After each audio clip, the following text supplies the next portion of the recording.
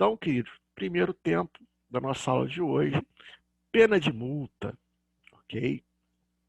Então, vamos lá. Queridos, nós caminhando aí nesse trajeto, né, das teorias da teoria da pena, e agora entrando em penas em espécie, falamos de pena privativa de liberdade, falamos das penas restritivas de direito, ou penas alternativas, né? E agora chegamos à pena de multa, né? A pena de multa, queridos, ela vem prevista no preceito secundário de cada tipo penal. Ela pode aparecer tanto isoladamente, ou seja, o crime ser punido somente com pena de multa. Isso é muito comum, por exemplo, nas contravenções penais. Existem algumas contravenções penais que são punidas somente com multa. Existem crimes também que são punidos com multa.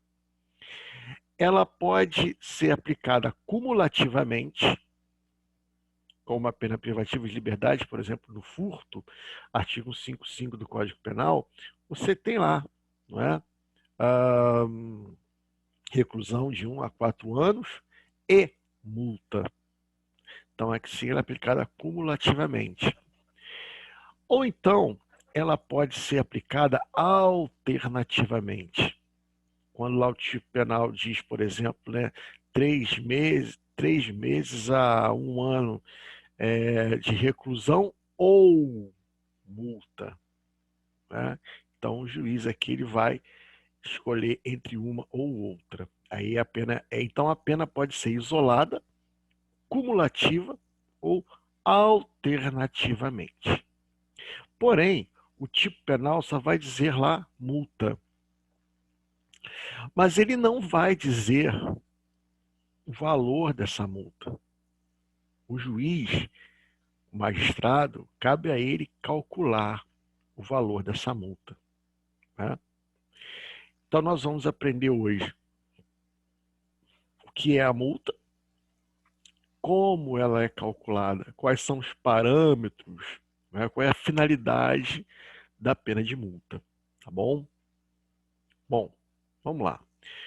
O artigo 49 do Código Penal vai dizer assim para a gente: multa. A pena de multa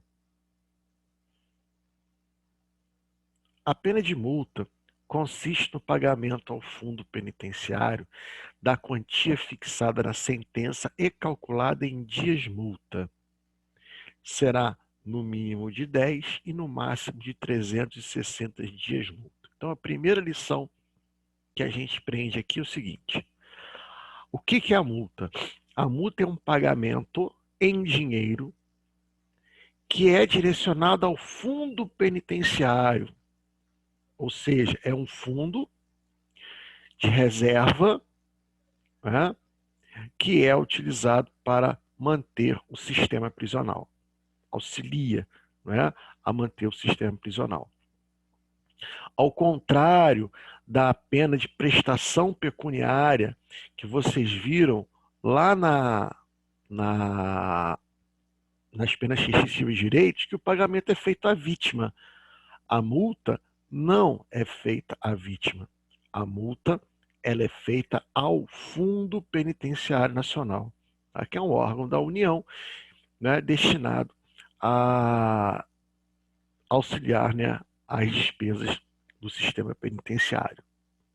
Muito bem. E como que é calculado a pena de multa? A pena de multa ela é calculada através do chamado dias multa. Dias multa, que é uma unidade de cálculo, que vai variar entre 10 e 360 dias multa. Como que o juiz vai escolher ou 10, ou 15, ou 30, ou 40, ou 60, né?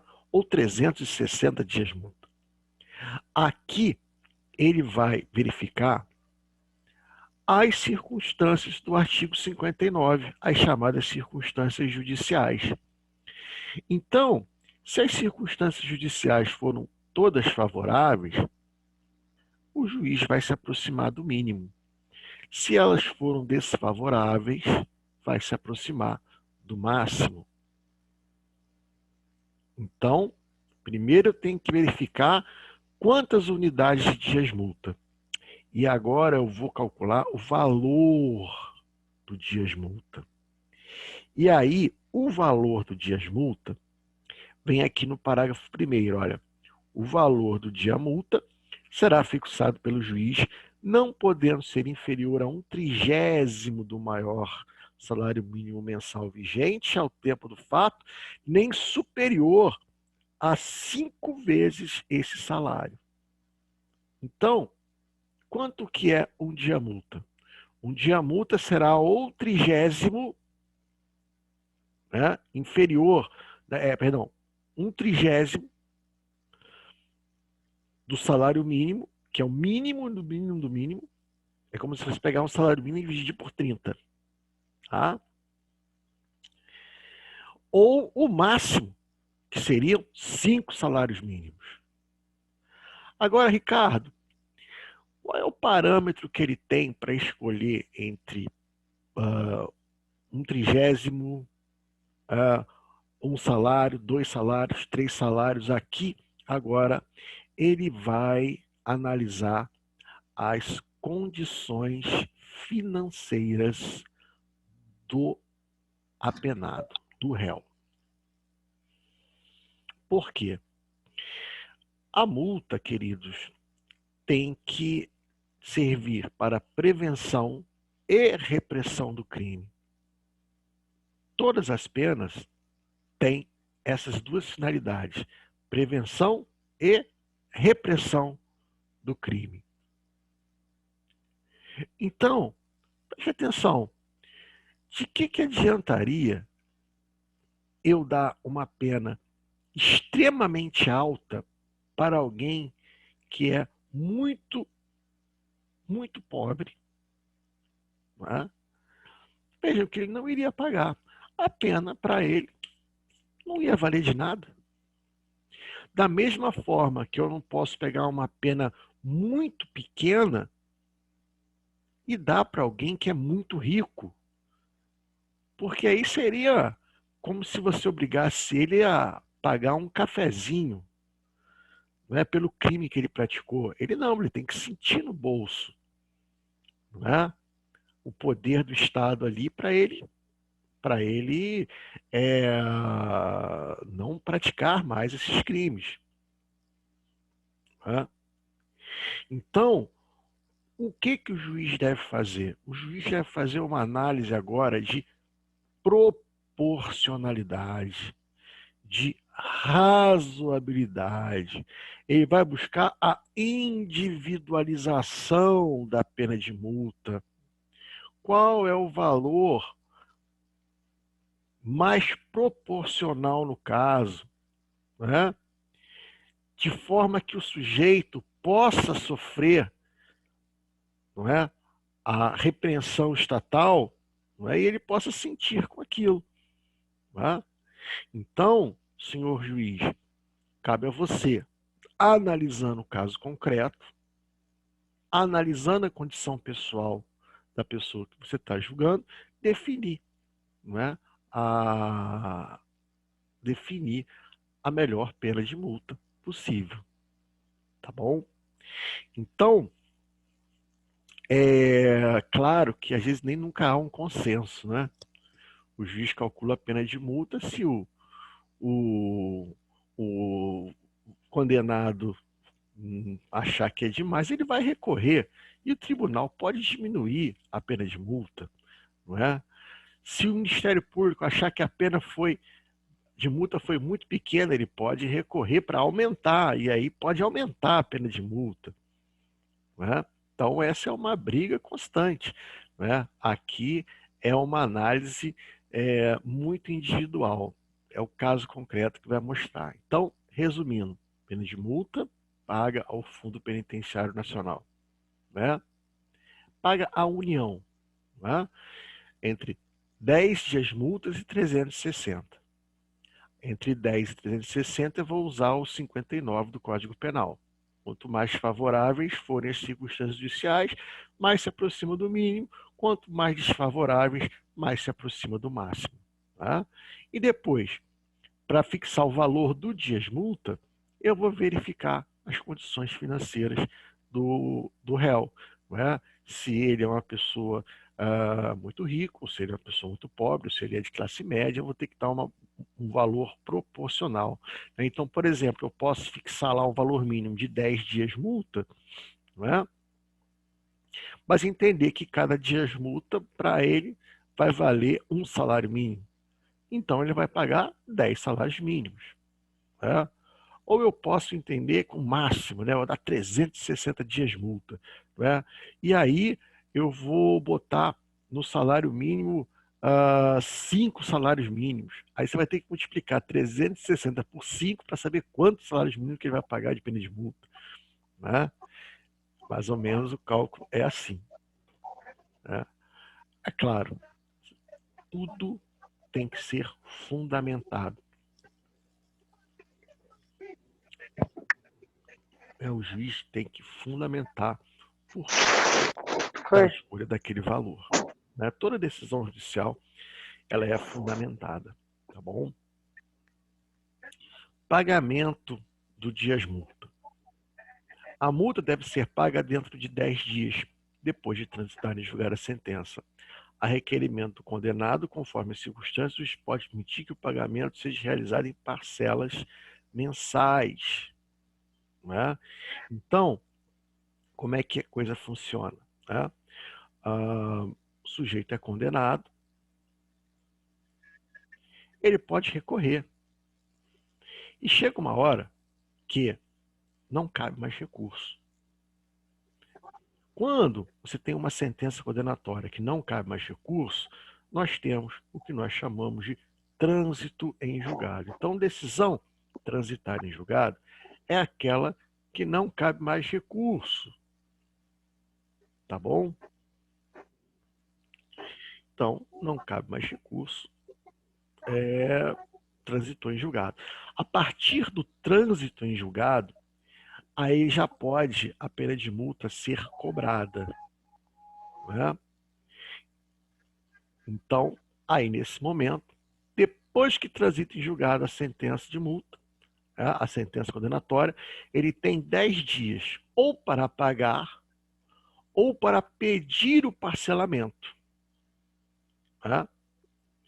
E aí, o parágrafo 1º vem explicando para nós que a cobrança de multa pode efetuar-se mediante desconto no vencimento do salário do condenado quando aplicada isoladamente, cumulativamente ou concedida a suspensão da pena. O desconto não deve ser recursos indispensáveis ao sustento do condenado. Tá? Queridos, então, por exemplo, você pode ir lá pedir para parcelar a multa. Né? E nesse parcelamento, o valor da multa já pode vir descontado no salário. Porém, não pode a pena de multa, né, afetar o sustento dele e da sua família. Né? Senão, outras pessoas terceiros que não tiveram nenhuma participação no crime sofreriam as consequências. Né? Mas, Ricardo, e se o sujeito não paga? Ele não paga, nem pede parcelamento. O que pode acontecer? O artigo 51 é o artigo da máxima importância. Da máxima importância. Ele diz assim: transitada em julgada a sentença condenatória, a multa será executada perante o juiz da execução penal. Paga patrimônio. Significa, queridos, o seguinte: preste atenção, porque essa é a parte mais importante da aula de hoje. Na redação original do Código Penal, existia a possibilidade daquele que não pagava a pena de multa, o juiz convertia a pena de multa em prisão. Então, o sujeito pagou a pena de multa, beleza. Pediu parcelamento, beleza. Não pediu parcelamento, nem pagou, o juiz convertia aquela pena de multa em prisão. O que aconteceu com esse dispositivo? Foi revogado. Por que foi revogado? Por uma questão óbvia. Eu e o João praticamos um crime. Os dois punidos com pena de multa. João pagou a pena de multa, foi para a rua. Eu não pago a pena de multa, vou para a cadeia. Significa, então, que cadeia é só para pobre. É óbvio que esse dispositivo tinha que cair. E aí, a pena de multa veio a receber um novo tratamento no Código Penal. A modificação legislativa modificou a natureza jurídica da multa. A multa ela tem natureza jurídica de pena até o trânsito em julgado. Até o trânsito em julgado, pena. Depois do trânsito em julgado, ela não é mais pena. Ela é considerada uma dívida de valor, ou seja, uma dívida ativa para com a fazenda pública. E sendo ela uma dívida para com a administração pública, o que o Estado tem que fazer? Executar a pena de multa. Então, a sentença transitada em julgado passa a ser um título executivo judicial. Em cima daquele título executivo, o Estado vai entrar com ação de execução fiscal e vai obrigar o sujeito a pagar ou então entrar no patrimônio dele, penhorar bens, né, irem a leilão para poder pagar a pena de multa. Então, a pena de multa tem natureza jurídica de pena até o trânsito em julgado. Depois do trânsito em julgado, a natureza dela é tributária. Olha o que diz o artigo 51.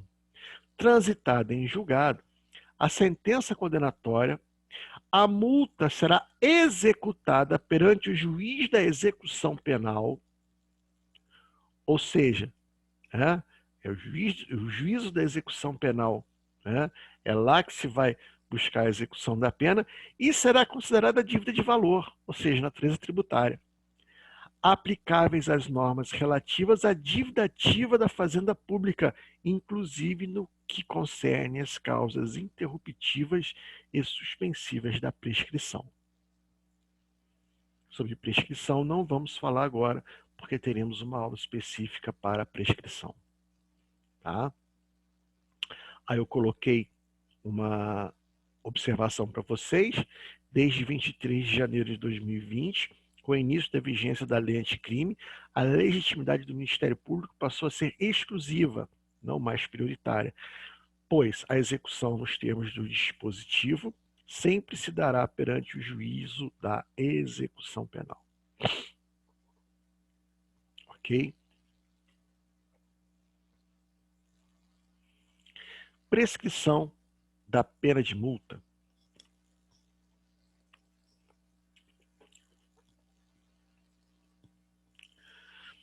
Quanto ao prazo prescricional, o entendimento predominante dos tribunais superiores é que é de 2 anos. O que significa isso?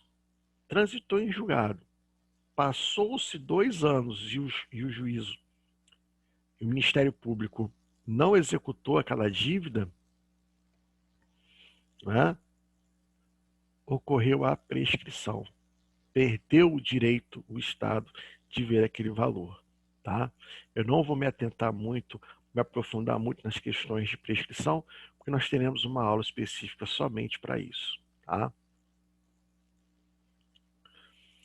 O artigo 52 diz que é suspensa a execução da pena de multa se sobrevém ao condenado doença mental. Se ele está sofrendo uma execução para pagar uma pena de multa e sobrevém doença mental, suspende a execução da pena de multa. Tá? O texto aqui é de fácil percepção.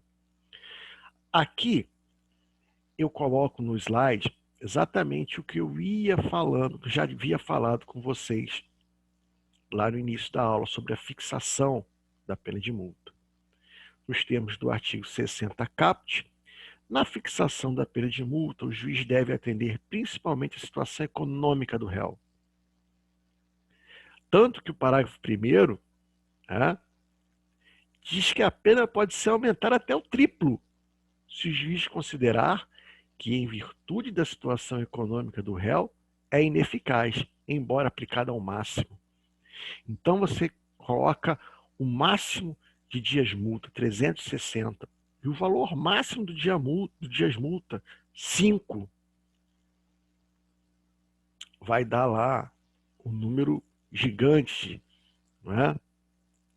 Quanto que está hoje o salário mínimo? 1.100, não é isso? Vou até fazer aqui agora, rapidamente, esse cálculo. Vamos lá. Nós temos 1.100 vezes 5, que vai dar 5.500. Isso é o valor de 5 salários mínimos. Não é?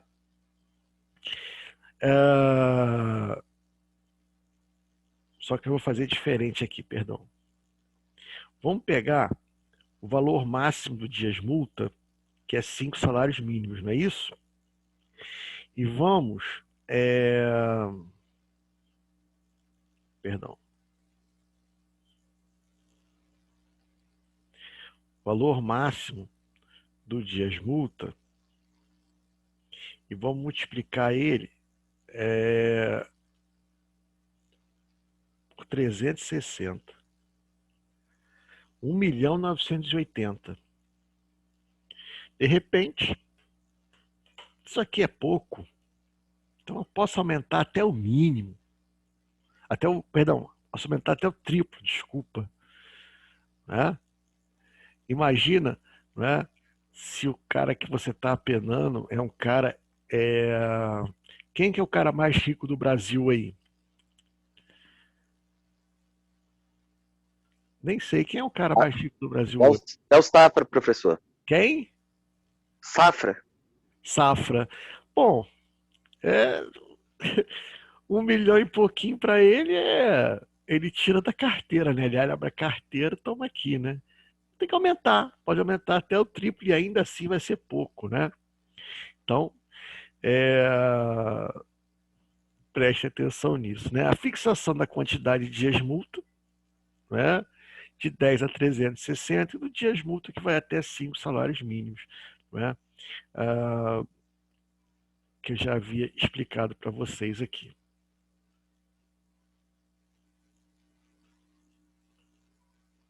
Questão relevante. Pergunte-se: o juiz nas duas operações deve atender a um só critério, orientando-se para a situação econômica do condenado? Não, foi o que eu falei lá atrás, né? Se assim fosse, poderia impor a mesma pena de multa a crimes diversos de gravidade objetiva diferente. Você não pode julgar. Você tem que ter entendimento seguinte: você não julga a pessoa pelo que ele é, você julga pelo que ele fez. A reprovabilidade não cai sobre o autor, a reprovabilidade cai sobre a conduta. Então, se eu levar somente a situação econômica do réu, eu estou julgando uma pessoa pelo que ele é e não pelo que ele fez. Professor. Então, o que eu faço? Naquele primeiro momento em que eu vou analisar a quantidade de dias multa, eu levo em consideração a conduta.